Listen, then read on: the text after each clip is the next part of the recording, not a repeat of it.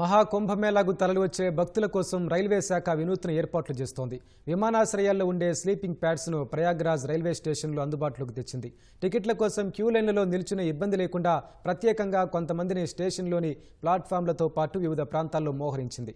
వీరు QR code ఉండే జాకెట్ను ధరించి ఉంటారు. కోడ్ను స్కాన్ చేయగానే అన్రిజర్వ్డ్ టికెట్లు పొందొచ్చని రైల్వే అధికారులు తెలిపారు.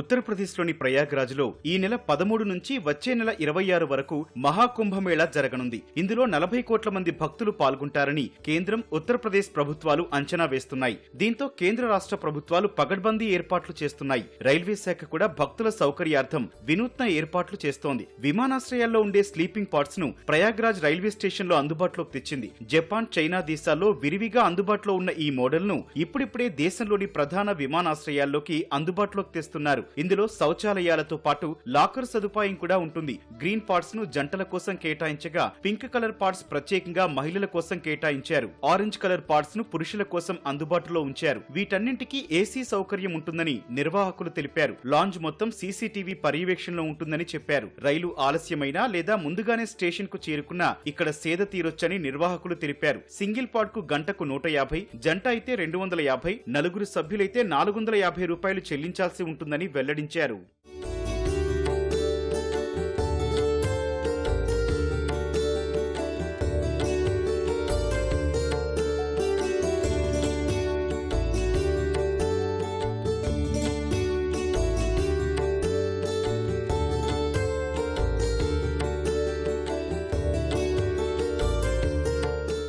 అటు టికెట్ల కోసం క్యూ లైన్ లో నిల్చునే ఇబ్బంది లేకుండా ప్రత్యేకంగా కొంతమందిని రైల్వే శాఖ నియమించింది. వీరు క్యూఆర్ కోడ్ ఉండే పచ్చరంగు జాకెట్లను ధరించి ఉంటారు. క్యూఆర్ కోడ్ స్కాన్ చేయగానే యూటీఎస్ యాప్ డౌన్లోడ్ చేసుకోమని సూచిస్తుంది. ఈ యాప్ ద్వారా క్యూ లైన్ లో నిల్చోకుండా అన్రిజర్వ్ టికెట్లను బుక్ చేసుకోవచ్చు. రైల్వే స్టేషన్ లో రద్దీని నివారించడానికి ఈ ఏర్పాట్లు చేశామని రైల్వే అధికారులు తెలిపారు. వీరు ప్లాట్ఫామ్లతో పాటు ఇతర ముఖ్యమైన ప్రదేశాల్లో కూడా ఉంటారని వివరించారు. ప్రయాణికులకు కావాల్సిన సమాచారాన్ని కూడా అందిస్తారని చెప్పారు. డిజిటల్ ఇండియాలో భాగంగా ఉత్తర మధ్య రైల్వే ఈ విధానాన్ని తీసుకొచ్చింది. కుంభమేళా సమయంలో ప్రయాగ్రాజ్ రైల్వే డివిజన్ పరిధిలోని స్టేషన్లలో ప్రవేశానికి, నిష్క్రమణకు వేర్వేరుగా మార్గాలుంటాయని ఉత్తర మధ్య రైల్వే జనరల్ మేనేజర్ తెలిపారు. స్టేషన్ల మీద ప్రయాణికుల ఒత్తిడిని తగ్గించేందుకు ఈ ఏర్పాట్లు చేశామని చెప్పారు. దాదాపు 10 కోట్ల మంది రైళ్ల ద్వారా మహాకుంభమేళాకు తరలి వస్తారని రైల్వే శాఖ అంచనా వేస్తోంది.